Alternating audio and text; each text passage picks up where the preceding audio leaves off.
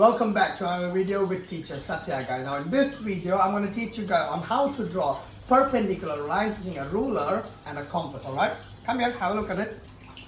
Step number one, guys. Let's say we have a line. They're telling us to draw a line segment, or they have already provided you with this. Alright, so let me call this MN. Okay, let me call this line segment MN.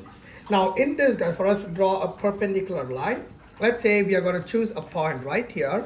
All right, right here I'm going to call it C. All right, now here is the confusing part where many students make mistakes. Now we're going to take the compass, point it at C, and we are going to draw an arc, a circle, or a semicircle such that the radius is more than 1/2 of MC. You see here, guys, MC. Now we have to choose the radius or the length that is more than half of it. So let's say approximately this is half of it, right? I'm going to choose it more than half of it right here. All right, I'm going to draw an arc right here. I'm going to draw an arc right here. Okay, guys. Now second step, without moving the radius or the length, I'm going to keep it at M. All right, I'm going to keep it at M and draw one more arc that intersects this. There we go. All right, now let's go and name this. Let's say I have this O and P. All right, these 2 points, O and P. Now finally, I'm going to take a ruler.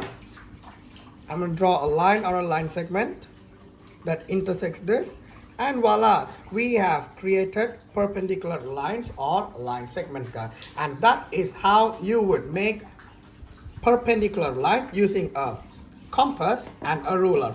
Now, really hope you enjoyed this video, guys. Now, if you did, do not forget to hit on that like button and consider subscribing, guys, so you don't miss out on any future maths videos. Now, until next time, guys, have a nice day.